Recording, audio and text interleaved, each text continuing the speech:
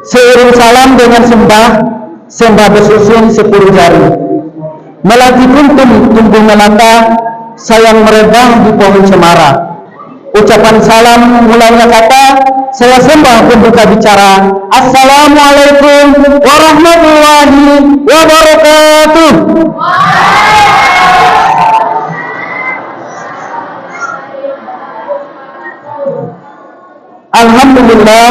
Alhamdulillah rabbil alamin, wassalatu wassalamu ala asrofil anbiya wal mursalin wa ala alihi wa ashabihi ajmain.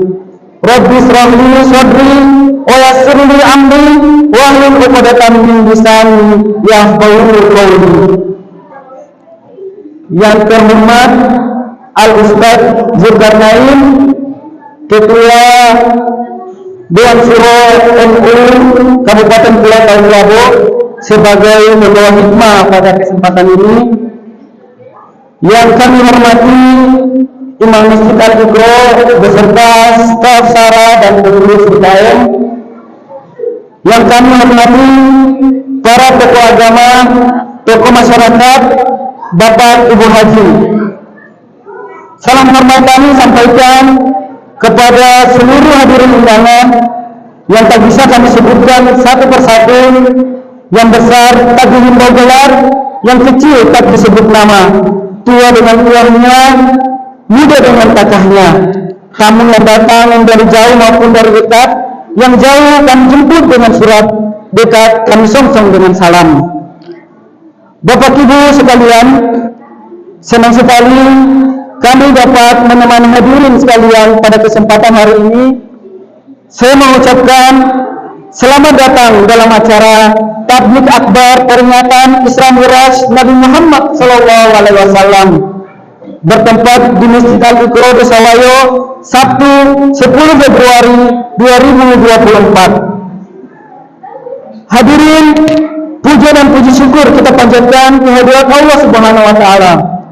Karena dengan rahmat, nikmat, taufik serta hidayahnya, sampai detik ini kita semua tetap dalam lindungannya, serta dapat hadir di acara pagi hari ini dalam keadaan sehat walafiat. Salawat beserta salam semoga selalu tercurahkan kepada lindungan kita baginda Nabi besar Muhammad SAW beserta keluarga dan para sahabatnya, serta kepada pengikut risalah beliau yang tetap istiqomah hingga yaumil akhir nanti. Hadirin yang kami hormati, agar menjadi lebih berkah, marilah kita memulai acara pada pagi hari ini dengan bersama-sama membaca lafaz basmalah. Bismillahirrahmanirrahim. Semoga dengan bacaan basmalah tadi, acara ini dapat berjalan dengan lancar. Amin. Hadirin yang kami hormati, memasuki agenda selanjutnya, yaitu pembacaan ayat suci Al-Quran yang akan dibawakan oleh Ustaz Rahmat dan sari tilawah oleh saudara Muhammad Said. Kepadanya dengan segala takzim disilahkan.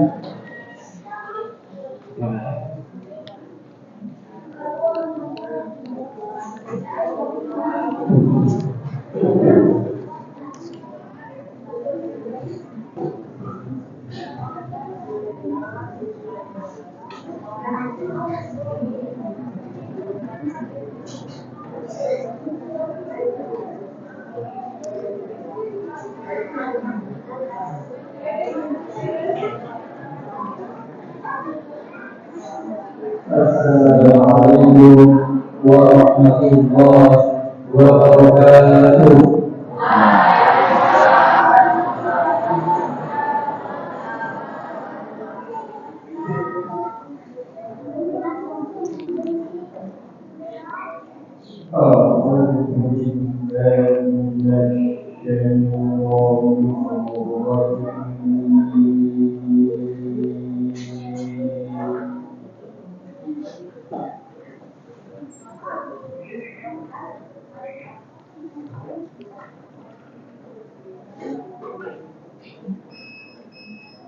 Bismillahirrahmanirrahim.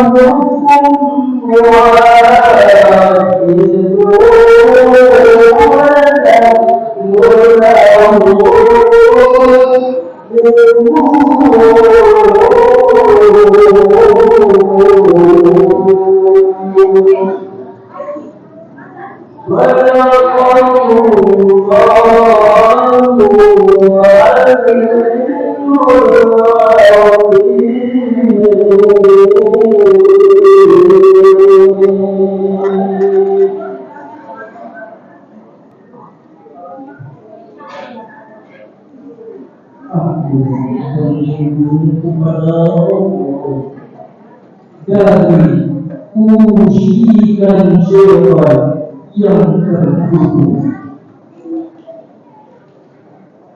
dengan menyebut nama Allah yang maha pengasih lagi maha pengampun. Maha suci Allah yang telah memperkenalkan hamba-Nya Nabi Muhammad pada malam hari dari Masjidil Haram ke Masjidil Aqsa yang telah kami berkaji sebelumnya agar kami perlihatkan kepadanya sebagian tanda-tanda kebesaran. Dengan menyebut nama Allah yang maha pengasih lagi maha penyayang. Bacalah kitab Al-Quran yang telah diwahyukan kepadamu dan kepadamu sholat. Sesungguhnya sholat itu mencegah dari perbuatan keji dan mungkar. Sungguh mengingat Allah itu lebih besar keutamanya daripada ibadah yang lainnya. Allah mengetahui apa yang kamu kerjakan. Dan janganlah kamu berdoa dengan ahli kitab melainkan dengan cara yang baik, kecuali dengan orang-orang yang zalim di antara mereka. Dan katakanlah, kami telah beriman kepada kitab-kitab yang diturunkan kepada kami dan yang diturunkan kepadamu. Tuhan kami dan Tuhan kamu itu satu, dan hanya kepadanya kami berserah diri. Maha benar Allah dengan segala firman-Nya. Wassalamualaikum warahmatullahi wabarakatuh. Assalamualaikum warahmatullahi wabarakatuh.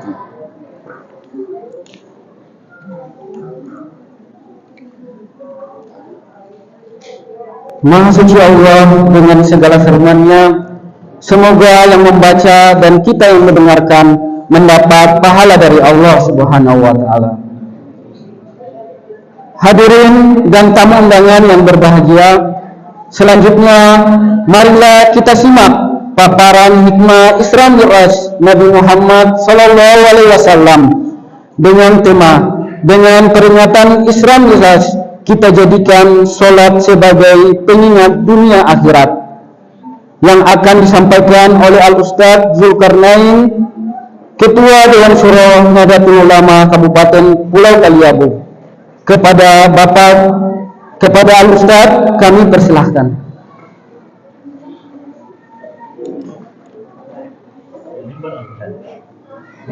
Iya, saja Ustaz. Oh ada.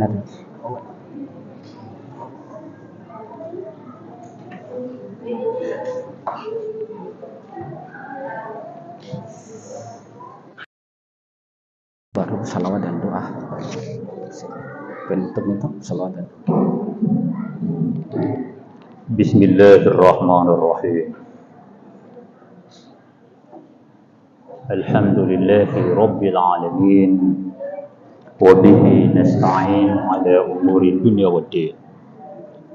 Allahumma salli ala Sayyidina Muhammad wa ala ali Sayyidina Muhammad.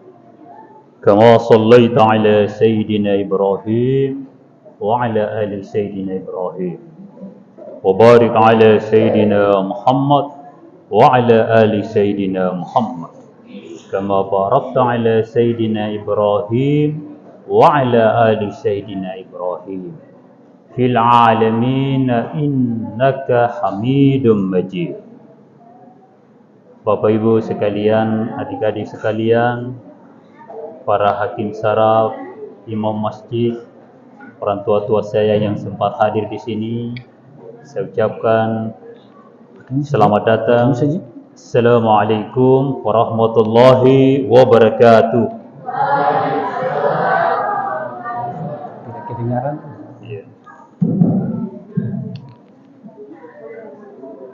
Isra wal Mi'raj adalah hari penghormatan kepada pahlawan besar Islam.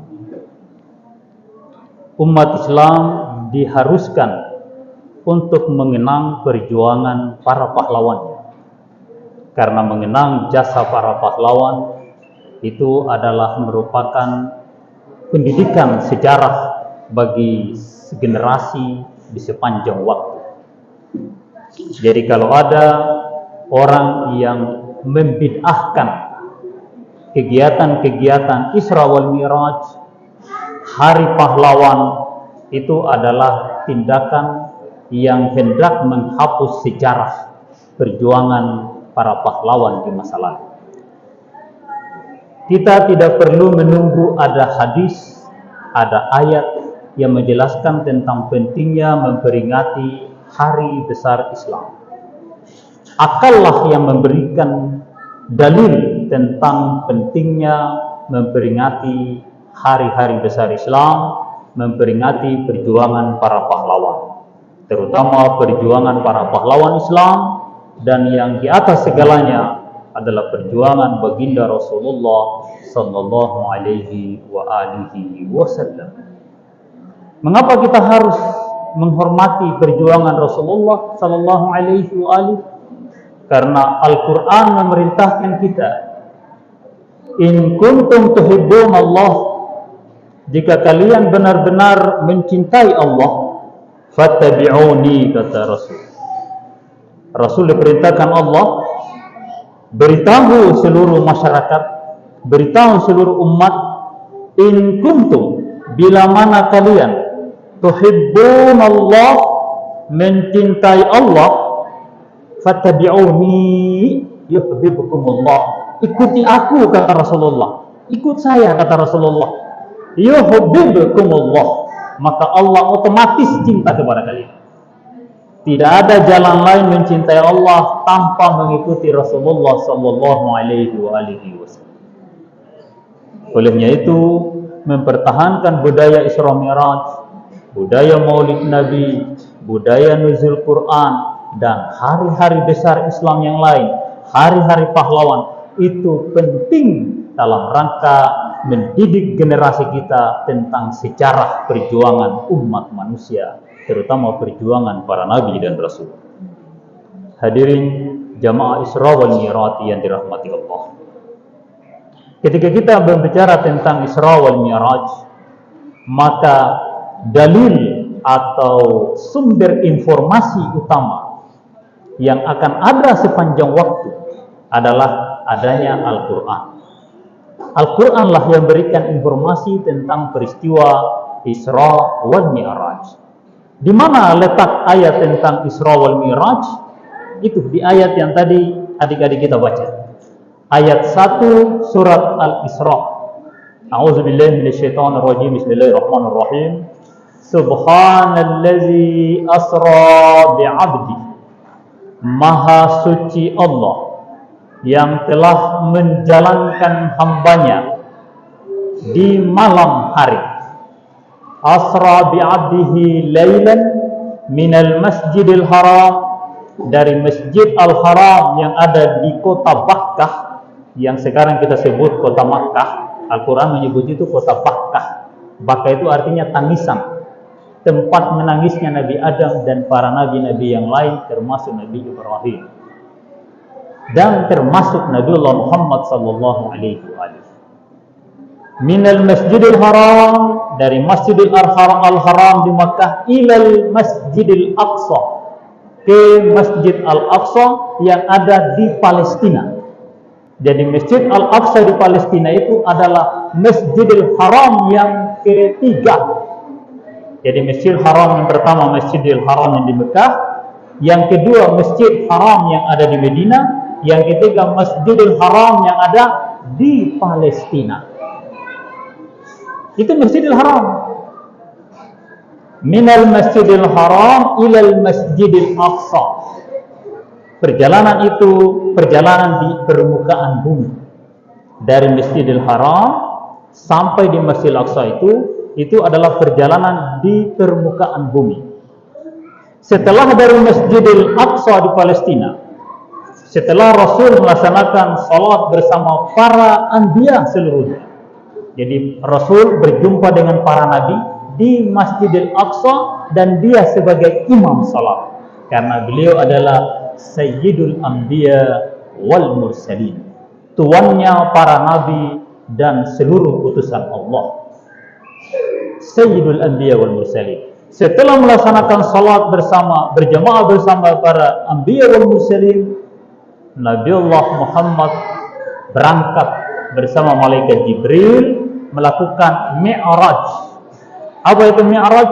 Mi'raj adalah meninggalkan bumi menuju alam yang gaib. Menuju alam yang gaib. Ada mengatakan itu di langit yang ketujuh, di mana wallahu a'lam, karena langit itu definisinya luas. Langit dalam definisi kita adalah sesuatu yang di atas. Bumi ini bundar, melingkar itu langit. Kita di tengah, yang melekat di tanah itu kita berada di bumi. Berarti di luar bola bumi itu semua namanya langit.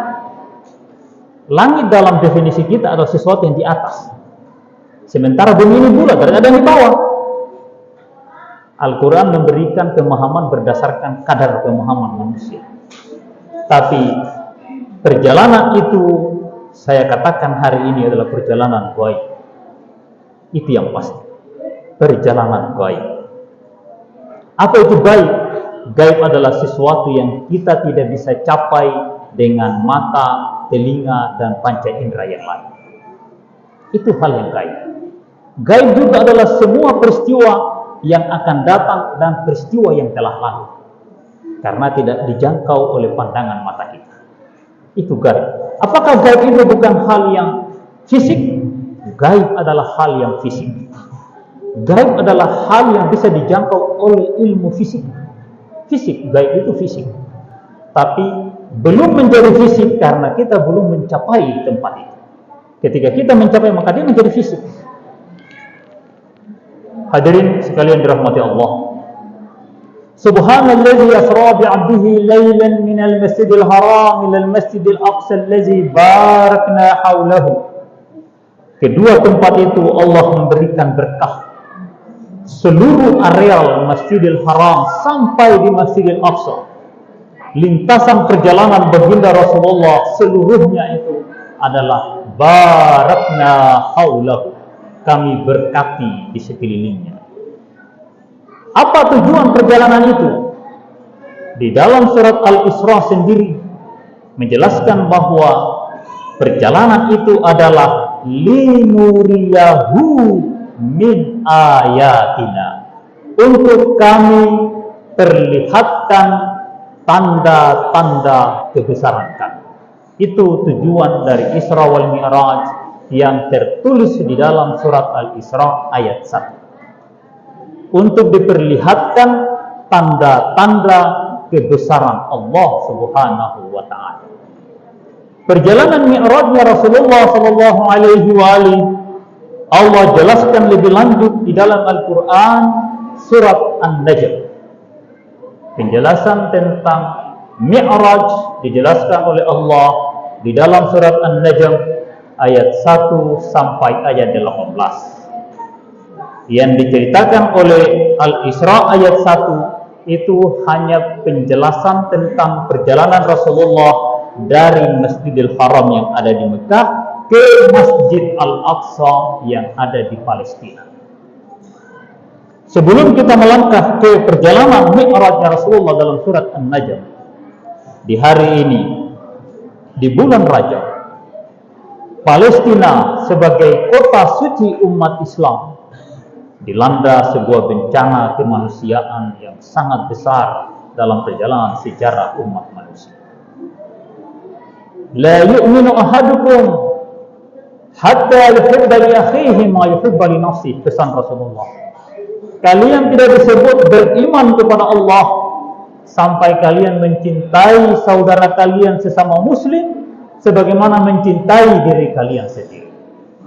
Di Palestina hari ini sudah mencapai 26.000 jiwa yang tewas akibat dibombardir oleh serangan udara Zionis Israel. Dan mayoritas umat Islam dunia diam dan menjadi penonton pembantaian umat Islam yang korbannya mayoritas anak-anak dan ibu-ibu. Anak-anak yang tidak berdosa serta ibu-ibu yang menjadi korban keganasan Zionisme Israel membantai umat Islam yang menjaga Masjid Al-Aqsa yang dia berikan dalam surat Al-Isra ayat 1. Olehnya itu, sebagai umat Islam harus senantiasa berdoa semoga Palestina sebagai kota suci umat Islam, di mana di sana ada Masjid Al-Aqsa, tempat Isra'nya Rasulullah, tempat perjalanan Rasulullah, di mana Rasul pernah sholat bersama seluruh para nabi. Kita harus doakan agar negeri itu dimerdekakan sebagaimana negeri-negeri Islam yang lain. Amin ya rabbal alamin. Kita beralih ke surat An-Najm, perjalanan Rasulullah dari Palestina menuju ke Sidratil Muntaha. A'udzubillahi minasyaitonir rajim. Bismillahirrahmanirrahim. Wan najmi idza hawa, demi bintang ketika tenggelam. Di dalam Al-Quran, ketika Allah memulai sebuah penjelasan yang diawali dengan sumpah, maka perjalanan itu atau cerita itu adalah cerita yang sangat luar biasa. Ma dhalla sahibukum wa ma ghawa. Sahabat kalian Rasul itu bukanlah orang yang sesat dan bukan pula orang yang lalai. Wa ma yantiqu 'anil hawa. Seluruh ucapannya bukanlah keinginan pribadinya, bukan kepentingan pribadi. In huwa illa wahyu yuha, melainkan sesuatu yang diwahyukan kepadanya. Segala yang disampaikan Rasul itu adalah wahyu. Olehnya itu, bila mana baca sejarah ada yang mengkritik Rasulullah, menyalahkan Rasulullah, maka orang tersebut orang munafik. Karena orang yang beriman adalah orang yang sami'na wa ata'na, dengar, laksanakan. Tidak ada tedeng-aling-aling, tidak ada protes. Kalau itu Rasul yang sampaikan, fakhuzuhu. Dan bila mana dia larang, fantahu, tinggalkan. Kalau baca sejarah ada orang yang protes Rasul, mengatakan ini ucapanmu atau keinginanmu, orang itu orang munafik pasti. Walaupun dia sholat, dia tahajud, dia puasa dan lain-lain, tidak ada cerita. Kalau percaya Rasulullah, taat, sami'na wa ata'na. Zumirra 'allamahu syadidul quwa. Rasul itu diberikan wahyu oleh syadidul quwa. Di dalam terjemahan Kementerian Agama Republik Indonesia, 'allamahu syadidul quwa, ayat 5 surat An-Najm adalah malaikat Jibril alaihi wassalatu wassalam. Jadi yang mengajarkan Rasul itu adalah malaikat Jibril. Zu mirratin fastawa. Dikala itu di Sidratil Muntaha, Jibril wujud, menampakkan diri dalam bentuk yang asli. Biasanya malaikat Jibril kalau datang ke sebuah kampung, ke sebuah desa, dia akan tampil seperti orang di desa itu sehingga tidak dikenal. Jadi jangan bayangkan malaikat Jibril datang dia pakai sorban, pakai baju gamis, tidak. dia akan datang dengan pakaian mayoritas di negeri itu. Kalau masyarakat di situ pakai baju kaos, dia akan pakai baju kaos. Kalau masyarakat di tempat itu dia pakaiannya pakaian kebun, dia akan datang pakai baju kebun. Tidak diketahui. Itu malaikat. Itu cara berpakaiannya malaikat. Kalau dia datang di bangsa Arab, maka dia berpakaian Arab. Kalau dia datang di bangsa Eropa, dia berpakaian seperti orang Eropa. Begitulah caranya malaikat mendatangi sebuah kaum. Dan begitu pula caranya Allah Subhanahu wa taala menurunkan ayat-ayatnya. Dia datang dengan lisan bahasa masyarakat yang ada di tempat itu. Karena Rasul berbahasa Arab, maka Al-Quran berbahasa Arab, dan kita belajar bahasa Arab untuk menjelaskan ayat-ayat ini. Wa huwa bil ufuqil a'la. Perjumpaannya Rasul dengan malaikat Jibril itu di ufuk al-a'la, di ufuk yang tertinggi. Dalam pandangan kita, ufuk itu adalah pojok langit, ya, atau sesuatu yang kita lihat di atas. Kalau kita di luar melihat ke atas, awan-awan dan bintang-bintang, matahari dan lain semuanya, itu biasanya kita sebut ufuk, ufuk al-a'la, di tempat yang sangat tinggi. Summa dana fatadalla. Lalu Jibril mendekati Rasul. Fakana qaba qausaini aw adna, sehingga nampak seperti dua busur yang dipertemukan. Dua busur dikasih balik belakang, baru dipertemukan, itu berbentuk huruf seperti huruf O, bundar. Seperti itulah gambaran perjumpaan Rasulullah dan malaikat Jibril di ufuk al-a'la. Al-Quran menceritakan surat An-Najm ayat 9. Fa'auha ila 'abdihi ma auha. Apa yang dilakukan oleh Jibril sehingga berjumpa dengan Rasul seperti huruf O?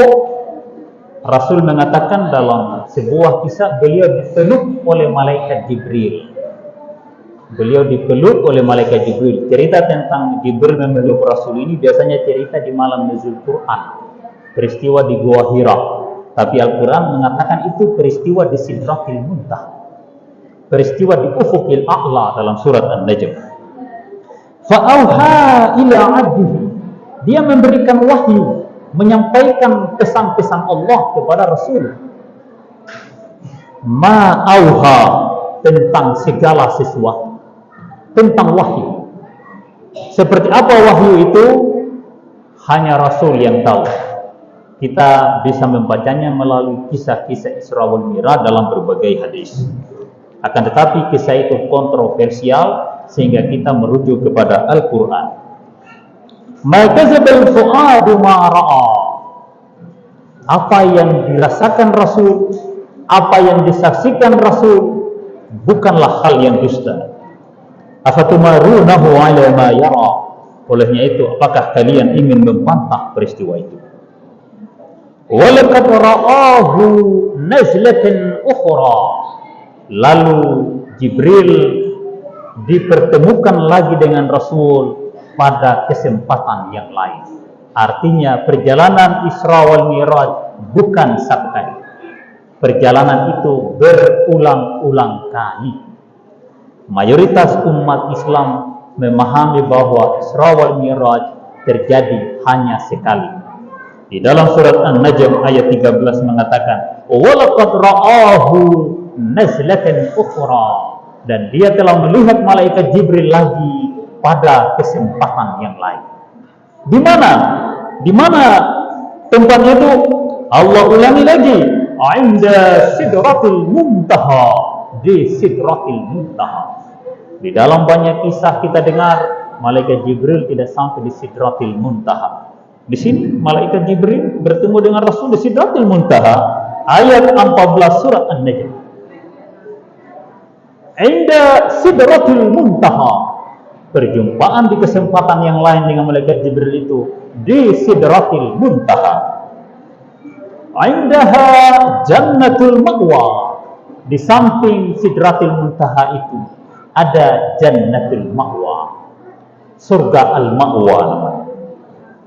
Iz yaghsha sidrata ma yaghsha, ketika itu Sidratil Muntaha diliputi oleh sesuatu. Ma zaghal basar wa ma tagha, pandangan Rasul, apa yang disaksikan Rasul pada saat itu sama sekali tidak meleset, fokus, dan beliau sadar bukan mimpi. Ada yang mengatakan bahwa peristiwa itu mimpi, tidak. Saya ulangi lagi, peristiwa gaib itu gaib karena kita tidak merasakannya, tapi bagi yang merasakannya itu bukan gaib, itu fisik. Laqad ra'a min ayati rabbihil kubra, dan Rasul telah melihat tanda-tanda kebesaran kami yang besar. Tadi di surat Al-Isra ayat 1, linuriyahu min ayatina. Tujuan dari Isra wal Miraj itu adalah untuk diperlihatkan tanda-tanda kebesaran kami. Lalu diulangi lagi surat An-Najm ayat 18, laqad ra'a min ayati rabbihil kubra, dia telah melihat tanda-tanda kebesaran kami. Setelah sampai di sana, Allah mengatakan dia sudah lihat. Pada saat dia mau berangkat dari Masjidil Haram ke Masjidil Aqsa, Allah katakan tujuannya linuriyahu min ayatina, agar kami perlihatkan tanda-tanda kebesaran kami. Setelah sampai di puncak perjalanan, Allah mengatakan laqad ra'a, dia sudah melihatnya, telah melihatnya, min ayati rabbihil kubra, jadi antara tanda-tanda kebesaran Allah Subhanahu wa taala. Hadirin jamaah Isra wal Miraj yang dirahmati Allah, perjalanan Isra wal Miraj yang kita ketahui dan itu kita bisa baca dalam berbagai macam literatur hadis, di antara tujuannya adalah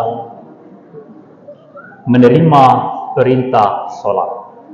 Fa'auha ila 'abdihi ma auha, Jibril menyampaikan wahyu kepada hamba Allah yaitu Rasul, ma auha, apa yang diwahyukan oleh Allah Subhanahu wa taala. Apakah salat itu hanya ada pada zaman baginda Rasul sampai kita saat ini? Tidak. Salat itu adalah ibadah para nabi seluruhnya.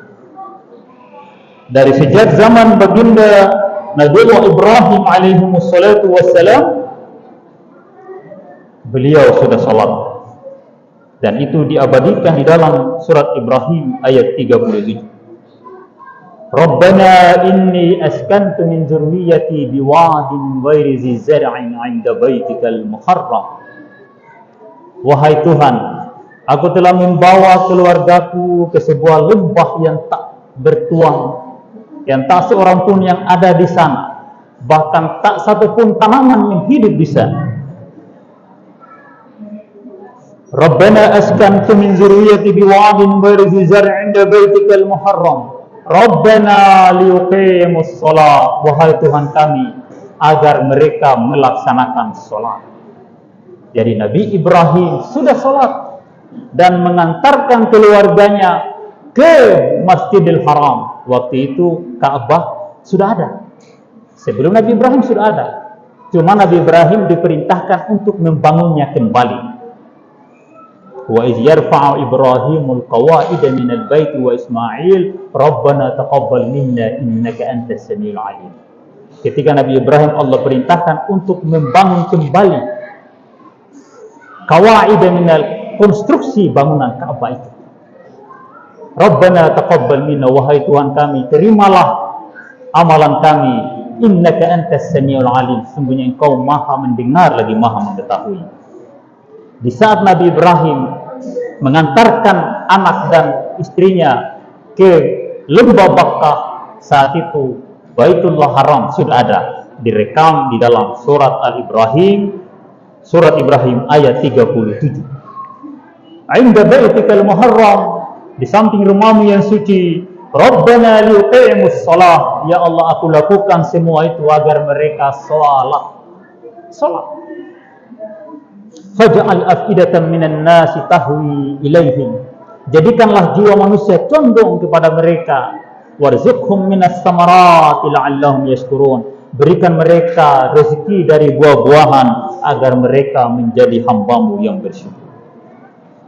Kemudian Nabi Zakaria sudah salat.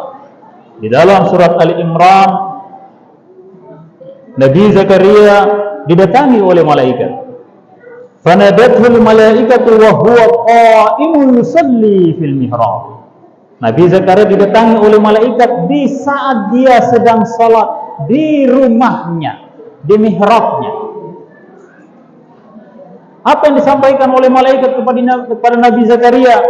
Annallaha, sesungguhnya Allah, yubashiruka bi Yahya, memberikan kabar kepadamu wahai Nabi, akan datangnya seorang bayi laki-laki yang bernama Yahya.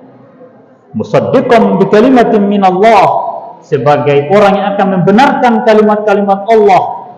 Wa sayyidan, dan dia sebagai sayyid, pemimpin. Wa hasura, sebagai orang yang penyabar. Wa nabiyyan, sebagai seorang nabi. Wa minas salihin, dan di antara hamba-hambaku yang saleh. Di antara hamba-hamba Allah yang saleh. Ingat, di dalam ayat ini ada kalimat Nabi Yahya yang masih dalam rencana itu, belum ada dalam kandungan, baru dikabarkan oleh malaikat adalah sayyidan, sebagai seorang sayyid. Pertanyaannya, apakah Nabi Yahya kita sebut sayyid, lalu kemudian Rasulullah tidak boleh bilang sayyid? Kalau ada mengatakan bahwa mengatakan Nabi Muhammad sayyid itu bid'ah, bertentangan dengan ayat ini. Karena Nabi Yahya sendiri disebut sayyid wa sayyidan wa hasura wa nabiyya wa minas salihin. Beliau adalah seorang sayyid. Dan di dalam Al-Quran surat Al-Baqarah ada sebuah prinsip yang harus kita pegang teguh dan tidak boleh lepas dari prinsip itu. Sikap kita kepada Nabi, kepada seluruh para Nabi, yaitu la nufarriqu baina ahadin mir rusuli. Tidak boleh satupun para Nabi itu dibeda-bedakan. Semua sama, semua kita taati. Sami'na wa ata'na. Kita dengar, kita taat. Ghufranaka rabbana wa ilaikal masir. Semoga Allah mengampuni kita semua dan kepadanya lah kita akan kembali. Jadi seluruh para nabi adalah sayyidan, para sayyid, pemimpin. Mereka semua adalah pemimpin. Walaupun mereka tidak disebut raja, walaupun mereka tidak membentuk monarki, walaupun mereka tidak membangun istana yang mewah. Karena pemimpin yang sesungguhnya adalah pemimpin yang ditentukan oleh Allah Subhanahu wa ta'ala. Nabiullah Adam alaihissalam adalah pemimpin, tidak pernah membangun kerajaan, tidak pernah membangun istana yang mewah. Bahkan dia berjalan kaki selama ratusan tahun untuk mencari istrinya. Berjumpa di Bukit Rahmah, di Padang Arafah. Itu adalah raja yang pertama di muka bumi, pemimpin besar di muka bumi, yaitu Nabi Adam. Dan pemimpin yang terakhir sebagai sayyid adalah baginda Rasulullah sallallahu alaihi wa alihi wasallam. Rasul adalah sayyid. Kalau ada mengatakan tidak boleh bilang sayyid, ini Al-Quran boleh menyebut sayyid. Wa sayyidan wa hasura wa nabiyyu wa minas salihin. Nabi Zakaria disapa oleh malaikat seperti itu dikala Nabi Zakaria sedang sholat. Kemudian Maryam adalah wanita suci. Jadi kalau ada yang mengatakan bahwa wanita tidak ada yang jadi nabi, memang benar, wanita tidak ada yang jadi nabi, tapi mendekati derajat para nabi ada, yaitu Maryam, ibunda Nabiullah Isa al-Masih, putra Maryam. Beliau disapa oleh malaikat. Maryam bercakap-cakap dengan malaikat. Ada wanita yang bisa bercakap-cakap dengan malaikat dalam sejarah dunia ini. Salah satunya adalah Maryam, yang lainnya adalah ibunda Nabiullah Musa alaihi wassalatu wassalam, bercakap dengan malaikat. Ketika Allah perintahkan kepada ibu Nabi Musa untuk hanyutkan Nabi Musa di sungai, malaikat Jibril datang untuk mendesain kejadian itu. Malaikat Jibril yang setting semua peristiwa itu, melakukan setting aksi. Malaikat Jibril yang setting bagaimana Nabi Musa diletakkan di peti, baru dihanyutkan di sungai, kemudian dijemput oleh istri Fir'aun, dihanyutkan itu di saat istrinya Fir'aun sementara mandi. Ya, ketika dia ada bayi-bayi di peti, langsung dia pergi tangkap. Akhirnya suaminya tidak bisa sembelih Nabi Musa. Karena yang piara Nabi Musa, istrinya sendiri. Istrinya bilang, saya mau jaga anak ini, saya tidak ada anak, saya mau ambil anak ini. Lalu malaikat Jibril perintahkan ibu Nabi Musa untuk pergi, perintahkan anaknya, saudara Nabi Musa yang perempuan, kakaknya Nabi Musa yang perempuan, pergi ke rumahnya Fir'aun, beritahu istrinya itu ada ibu-ibu yang menawarkan jasa untuk menyusui. Lalu kemudian disusuilah oleh ibunya sendiri. Malaikat Jibril bilang, hanyutkan di sungai, nanti akan saya kembalikan kepadamu. Dengan cara apa? Kakaknya Nabi Musa perempuan pergi tawarkan diri kepada istri Fir'aun untuk disusui oleh ibu Nabi Musa, oleh seorang ibu. Ternyata ibu itu adalah ibunya Nabi Musa. Setting itu Jibril melalui percakapan dengan ibunya Nabi Musa. Ada wanita yang bisa bercakap-cakap dengan malaikat, yaitu ibu Nabi Musa. Dan salah satu dari itu, dan yang lainnya adalah Maryam, ibunda Nabiullah Isa Al-Masih. Dia bercakap dengan malaikat di dalam surat Al-Imran ayat 43. Maryam disapa oleh malaikat, "Ya Maryam uqnuti." Wahai Maryam, baca kunut. Maryam disuruh baca kunut. Ya Maryam uqnuti li rabbiki, kepada Tuhanmu. Wasjudi, sujud, warka'i, ruku, ma'arraki'in, sebagaimana orang lain juga saya perintahkan untuk ruku. Maryam disapa oleh malaikat, diajak bercakap-cakap oleh malaikat untuk membaca kunut. Ya Maryam uqnuti li rabbiki wasjudi warka'i ma'arraki'in. Ini gerakan-gerakan salat yang terkadang kita bertengkar dengan persoalan ini. Kunut itu adalah Al-Quran, diperintahkan dalam Al-Quran. Tapi di dalam terjemahan Kementerian Agama di sini ditulis taatilah. Padahal ini adalah gerakan-gerakan sholat. Ini gerakan sholat, sujud, ruku, kunut. Maka menurut fikih yang tertua, jadi fikih itu ada kronologisnya. Fikih ada kronologisnya. Silakan baca fikih 5 mazhab. Fikih yang tertua dalam Islam adalah fikih Imam Ja'far As-Shadiq. Tapi Imam Ja'far As-Shadiq ini kemudian fikihnya ini dicaci maki oleh mayoritas umat Islam dunia, katanya fikih sesat.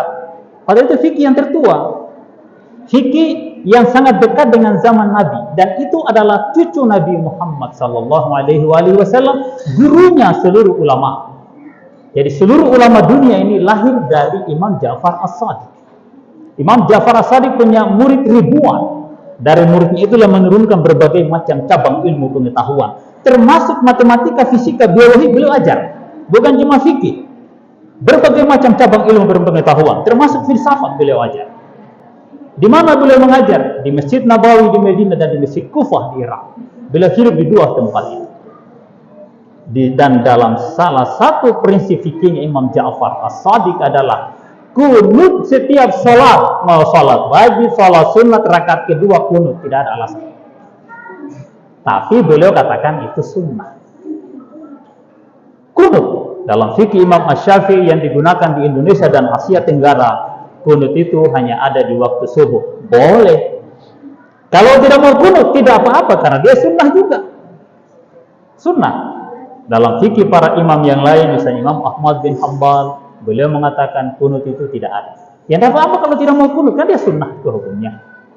Tapi dalam Al-Quran Allah perintahkan Maryam, ya Maryam uqnuti li rabbiki wasjudi. Gerakan salat. Wasjudi warka'i ma'arrafi'in. Kunut itu adalah berdiri sambil berdoa, karena memang salat itu adalah doa.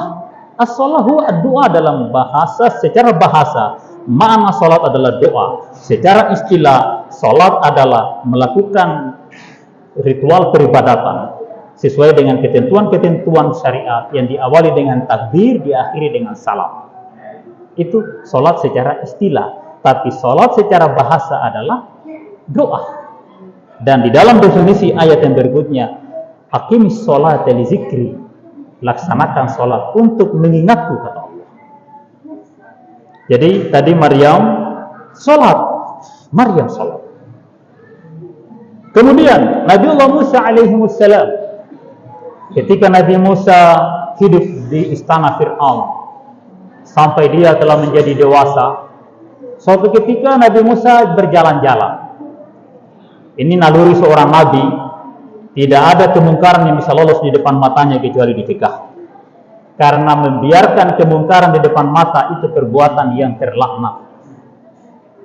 Dalam surat Al-Maidah ayat 78-79 Allah berpesan, lu'inal ladzina kafaru min bani Israil ala lisani Daud wa Isa ibn Maryam. Allah pernah melaknat orang-orang kafir di zaman Bani Israel melalui lisannya Nabi Daud dan Isa putra Maryam. Mengapa mereka dilaknat? Zalika bima asau, karena mereka bermaksiat, wa kanu ya'tadun, dan kemaksiatan itu berlebihan. Kemaksiatannya berlebihan. Maksiat itu dimaklumi oleh Allah. Karena manusia itu tempatnya mahallul khata' wan nisyan, tempatnya lupa dan salah. Akan tetapi kalau sudah mu'tadin, sudah berlebihan, wajib ditegur, wajib dicegah, tidak boleh dibiarkan. Dan Bani Israel yang kafir dan pembangkang itu pernah dilaknat melalui lisannya Nabi Daud dan Isa putra Maryam. Zalika bima asaw wa kanu ya'tadun, karena kejahatannya berlebihan. Kanu la yatanahawna an munkarin fa'alu, dan mereka juga dilaknat itu karena mereka membiarkan kejahatan terjadi di kampung halaman mereka. Jadi kalau ada kejahatan, jangan kasih biar. Ada orang berdiri di perempatan, jaga motor yang lewat, mobil yang lewat, dipajak, suruh bayar.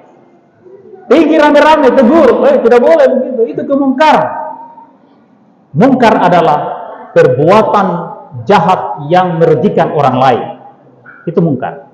Fahsya adalah perbuatan jahat yang merugikan diri sendiri atau juga merugikan orang lain, tapi dia bersepakat dalam sebuah kejahatan. Ya, misalnya apa kira-kira itu? Nanti cari sendiri, nanti ada yang tersinggung lagi, tidak mau. Nah, jadi ketika Nabi Musa berjalan-jalan di seputaran kota Mesir, dia melihat ada orang yang mau dianiaya. Nabi Musa langsung pergi tegur, nasihati, tidak boleh menganiaya orang, tidak boleh menzalimi orang. Ternyata yang dinasihati ini melawan. Ya, terpaksa Nabi Musa kasih pukulan. Entah tampeleng atau palungku, saya juga kurang begitu pahami sejarahnya. Jelas dipukullah oleh Nabi Musa. Satu kali pukul mati orang itu. Mati dipukul Nabi Musa. Satu kali pukulan. Jadi orang yang pukul orang sekali langsung mati itu Nabi Musa. Karena mati, orang yang diselamatkan tadi ini terkejut. Dipukul mati. Masya Allah. Nah, besoknya Nabi Musa jalan-jalan lagi. Orang yang ditolong tadi ternyata juga mau melakukan hal yang sama, mau zalimi orang lagi. Ya, dalam riwayat itu ada yang mengatakan bahwa mereka itu mau perkosa wanita. Nabi Musa dapat lihat, dia cegah.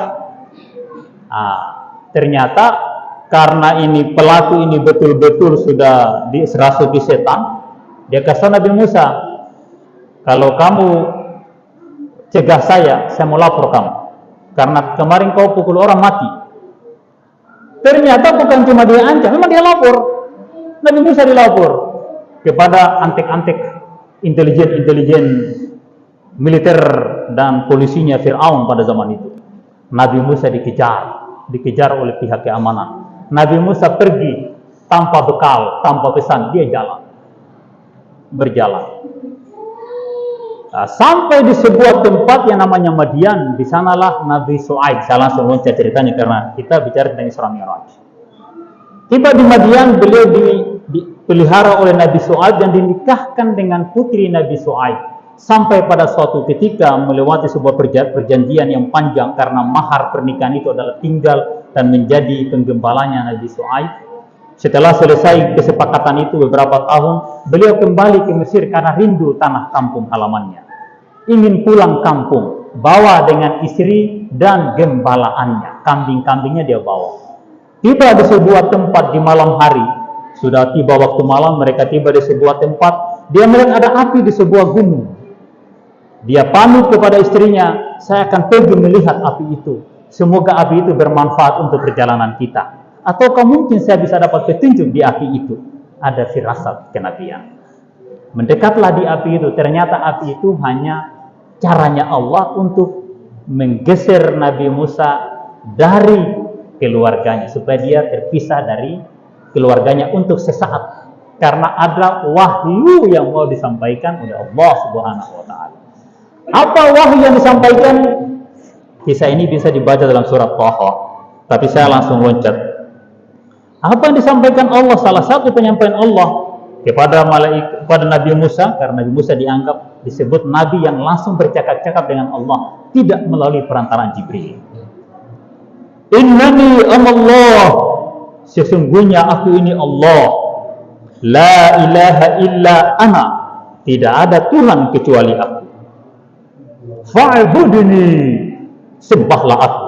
Ini kata Allah dalam surat Taha ayat 14. Wa aqimis sholata li zikri, laksanakanlah sholat untuk mengingatku.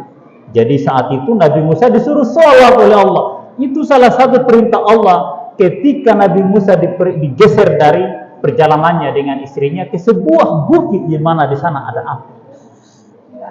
Salah satu pertemuan itu Allah perintahkan kepada Nabi Musa untuk sholat. Masya Allah, sholat.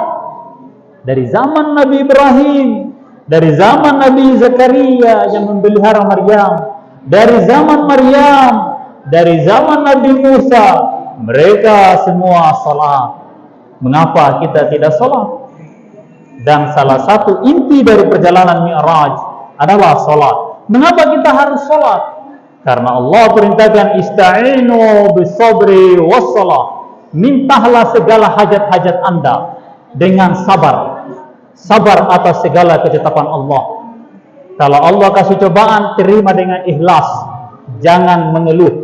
Itu syarat terimanya doa. Terima segala ketetapan Allah dengan senang hati, karena yang diselamatkan Allah nanti adalah radiyatan mardiyah, orang yang rela kepada Allah dan mereka direlai oleh Allah, rela terhadap segala cobaan. Ista'inu, minta tolonglah kalian kepada Allah, bisabar, dengan sabar, wassalah, dengan salat, wassalah, dengan salat, wa innaha lakabiratun. Dua pekerjaan itu, bersabar dan salat, lakabiratun, adalah pekerjaan yang sangat-sangat berat.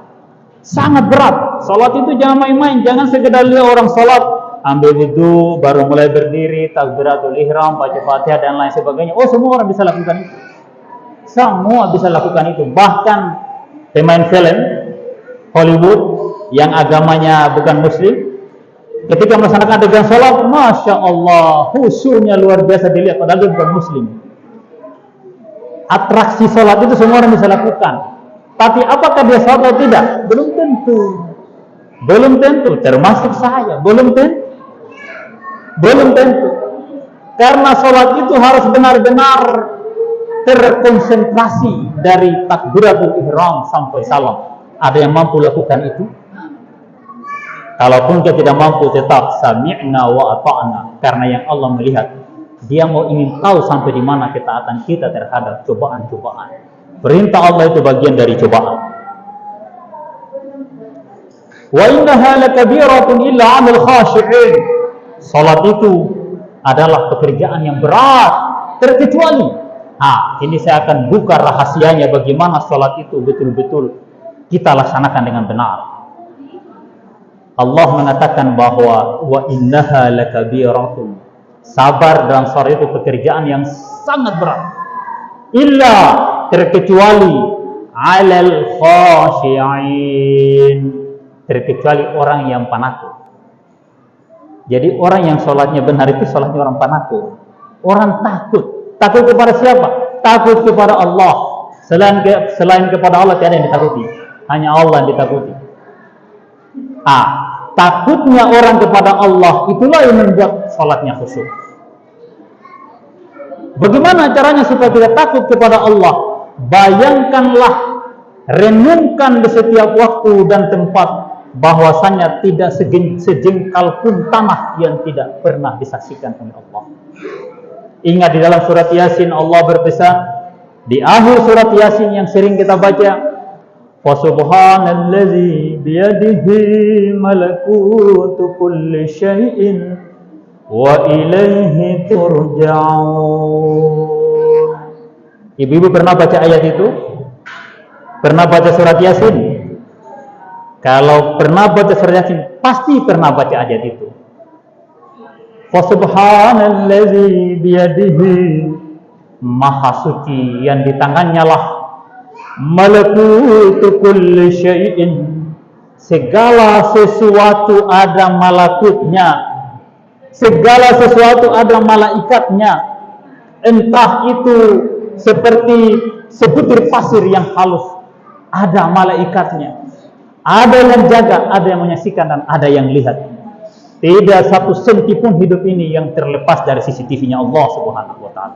Allah menyiapkan CCTV di semua tempat. Tidak ada pekerjaan yang lolos dari pandangan Allah Subhanahu wa taala. Di dalam surat Yasin, fasubhanalladzi biyadihi malakutu kulli syai'in, segala sesuatu ada malakutnya, wa ilaihi turja'un, dan segala sesuatu itu ilaihi turja'un, akan kembali kepada Allah Subhanahu wa taala. Wa inna lillah, dan kita semua dari Allah, wa inna ilaihi, dan kepadanya lah kita semua akan raji'un, akan kembali. Tidak ada yang tersisa. Olehnya itu, kalau kita menyadari persoalan ini, insya Allah salat khusyuk. Karena takut, kita pasti akan takut. Segala pekerjaan, perbuatan kita, bahkan di dalam hati kita disaksikan oleh Allah Subhanahu wa taala. Bagaimanakah bentuknya orang-orang takut itu? Seperti apa juga orang-orang takut dalam sejarah? Allah ajarkan kita melalui surat yang kita baca di dalam Al-Quran. Surat Sab'a Masani, 7 yang diulang-ulang, yaitu surat Al-Fatihah.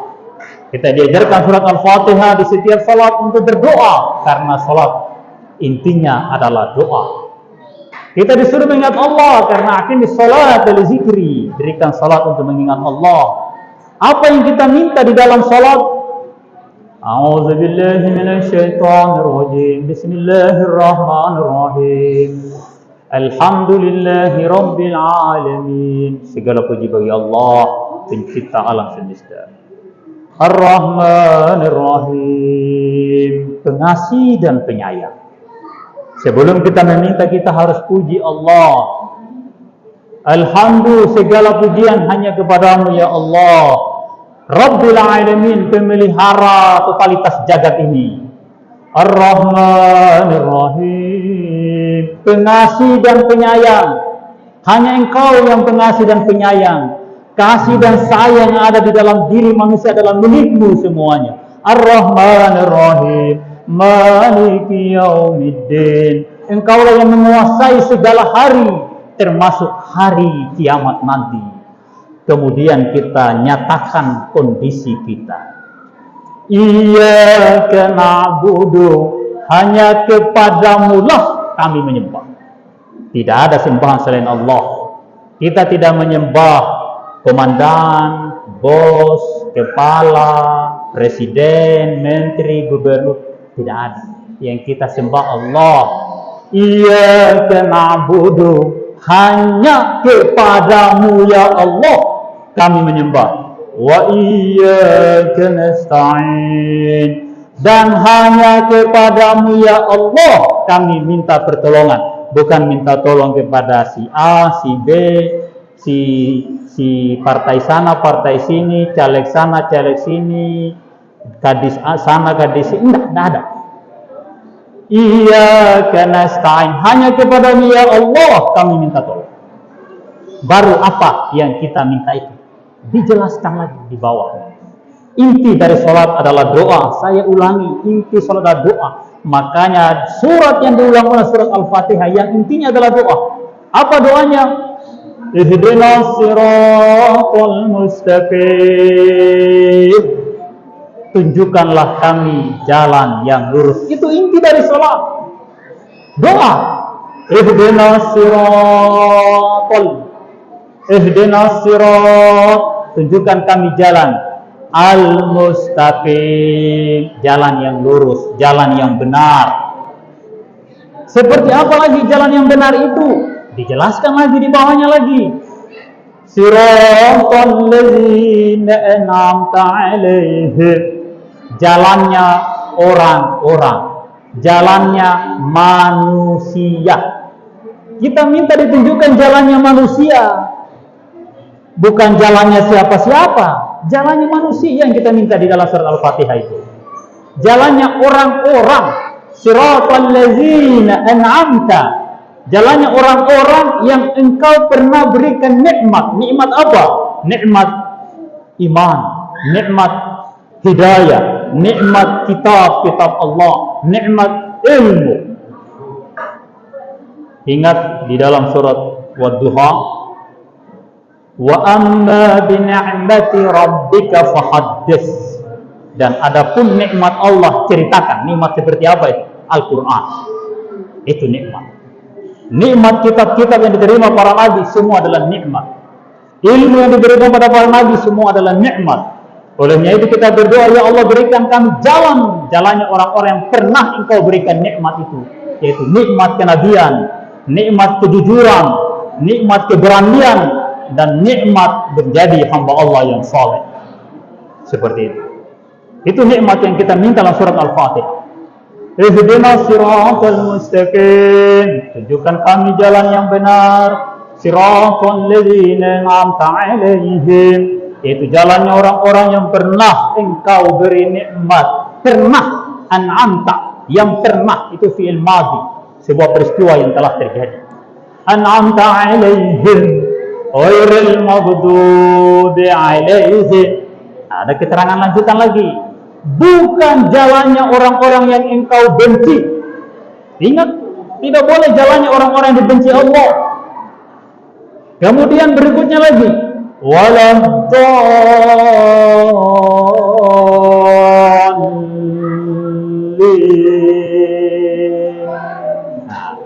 apa artinya itu?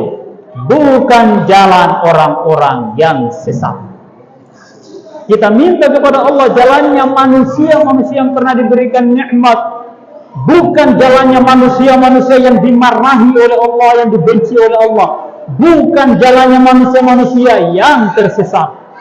Artinya kita minta jalannya para orang-orang yang suci, orang-orang yang terpelihara dari sejak kecil sampai wafat, terjaga kesuciannya, yaitu para nabi dan murid-murid para nabi yang khusus. Tidak semua para nabi memiliki murid yang khusus. Al-Quran mengatakan pengikut para nabi yang taat kepada nabi sampai wafatnya dan memegang teguh ajaran para nabi, illa qalila, sangat sedikit, tidak semuanya, tidak semua, sebagian kecil saja. Bahkan pengikut para nabi itu, murid para nabi setelah nabi meninggal, banyak yang baku bunuh sama-sama dorang. Itu bukan teladan. Yang menjadi teladan adalah orang yang konsisten dengan ajaran para nabi.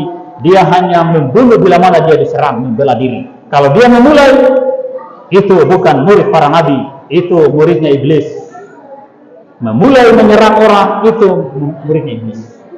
Siapa yang mengatakan begitu? Allah Subhanahu wa ta'ala dalam surat An-Nisa ayat 93. Wa may yaqtul mu'minan muta'ammidan, siapa yang bunuh satu orang beriman dengan sengaja, fajazaohu jahannam, balasannya neraka jahannam, khalidan fiha, masuk tinggal di dalam, wa ghadiballahu alaihi, Allah akan marah kepadanya.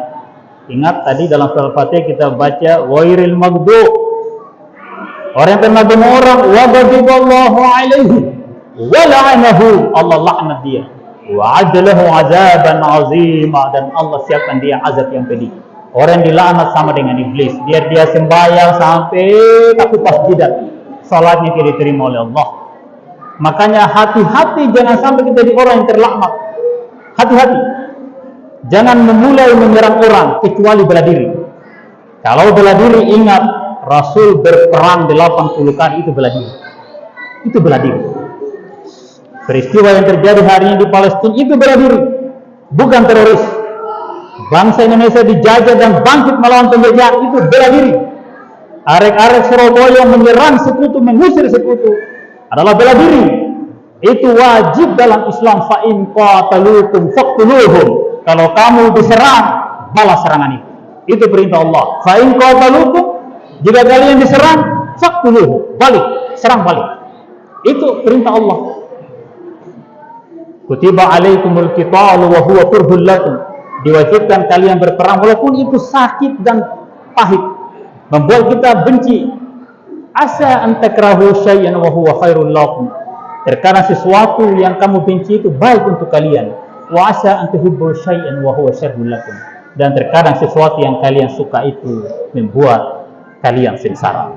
Jamaah Isra wal Mi'raj yang dirahmati Allah. Kita kembali kepada tema kita tentang salat. Salat adalah ajaran yang mengajarkan kita untuk konsisten dalam doa. Konsisten mengikuti ajaran para nabi, konsisten untuk mengikuti ibadallah salihin, siratal ladzina an'amta alaihim, jalannya orang-orang yang diberikan nikmat oleh Allah, bukan jalannya orang-orang yang maghdub dan bukan jalannya orang-orang yang tersesat. Siapa itu maghdub? Tadi dijelaskan di dalam surat An-Nisa 93, yaitu orang yang punya pelanggaran berat. Tidak terkecuali dari zaman Nabi Adam sampai manusia yang terakhir melakukan pelanggaran, membunuh satu nyawa manusia muslim beriman kepada Allah, maghdub alaih. Selesai urusan. Mereka bukan teladan. Bukan teladan. Siapa yang mengatakan demikian? An-Nisa ayat 93. Di dalam salat, setiap salat, di setiap rakaat, ketika kita berdiri, kita baca siratal ladzina an'amta alaihim, an'amta alaihim. Ingat ya, an'amta alaihim. Jangan dipanjangkan ainnya. Kalau kalian baca an'am, itu an'am, kalau panjang ainnya itu artinya ternak. Harus baca cepat. An'am, siratal ladzina an'amta alaihim. Jalannya orang-orang yang pernah engkau berikan nikmat. Wairul maghdub, bukan jalan orang-orang yang kau benci. Waladdallin, bukan jalannya orang-orang yang tersesat. Orang tersesat adalah orang yang jelas-jelas menolak ajaran Islam. Maghdub adalah orang Islam, tapi dia melakukan pelanggaran yang membuat rasa sakit hati pada Rasulullah. Jangankan membunuh seorang muslim, bunuh orang non-muslim yang tidak melakukan penyerangan kepada orang Islam, yang hidup damai dengan orang Islam. Rasul mengatakan, man aza zimmiyan faqad azani. Siapa menyakiti orang non-muslim yang hidup damai dengan umat Islam, maka dia menyakiti diriku, kata Rasul. Olehnya itu, menciptakan suasana damai, persaudaraan kepada segenap umat manusia adalah perintah Allah Subhanahu wa ta'ala. Ingat di dalam khutbah Jumat, di khutbah yang kedua, kita disuruh mengulang-ulang ayat Al-Quran. Innallaha ya'muru, sesungguhnya Allah perintahkan kita semua bil adl, untuk menegakkan keadilan, wal ihsan, berbuat baik. Berbuat baik kepada siapa saja, kepada seluruh ciptaan Tuhan. Ingat dalam surat An-Nisa ayat 1, ya ayuhan nasu taqu rabbakumul ladzi khalaqakum min nafsin wahidah. Wahai semua manusia, tidak terkecuali, wahai seluruh manusia, takutlah kepada Tuhanmu. Ittaqu rabbakumul ladzi khalaqakum min nafsin wahidah. Takutlah kepada Tuhanmu yang telah menciptakan kalian semua dari pribadi yang satu. Wa khalaqa minha zawjaha, dan dari pribadi yang satu itu Allah menciptakan pasangannya. Wa batha minhuma rijalan katsiran wa nisaa, dan dari dua pasangan itu Allah ciptakan berbagai suku bangsa, laki dan wanita, yang kemudian melahirkan berbagai macam suku bangsa dan bahasa. Wattaqullaha allazi tasaalun, takutlah kalian kepada Allah, karena di dalam keragaman itu kita saling membutuhkan. Di dalam keragaman suku bangsa, di dalam rijalan katsira wa nisa yang begitu banyak, kita di sana ada tasaalun, saling membutuhkan, wal arham, dan saling menyayangi. Olehnya itu harus kita menjunjung tinggi rasa persaudaraan dan kemanusiaan, karena dasar negara kita juga adalah kemanusiaan yang adil dan beradab. Adab dan kemanusiaan adalah dua hal yang tidak boleh dipisahkan, dan itu adalah prinsip ajaran seluruh para nabi, terutama ajaran Al-Quran yang diulang-ulang di dalam setiap khutbah Jumat. Innallaha ya'muru bil adl wal ihsan, keadilan dan kebaikan kepada segenap ciptaan Tuhan. Hadirin yang dirahmati Allah, kajian kita ini masih panjang. Kalau saya lanjutkan, maka bisa masuk waktu zuhur. Maka mungkin kita akhiri dulu, nanti kita sambung lagi pada kesempatan yang lain. Mohon maaf atas segala kekurangan, kesalahan kata, ucapan yang mungkin tidak pas, mohon dimaafkan, karena ini adalah sebuah kajian. Kebenaran hanyalah milik Allah Subhanahu wa ta'ala. Usikum wa nafsi bitaqwallah, wa qad fazal muttaqun, wallahul musta'an, wallahul muwafiq ila aqwamit thariq. Wassalamu alaikum warahmatullahi wabarakatuh. Waalaikumsalam.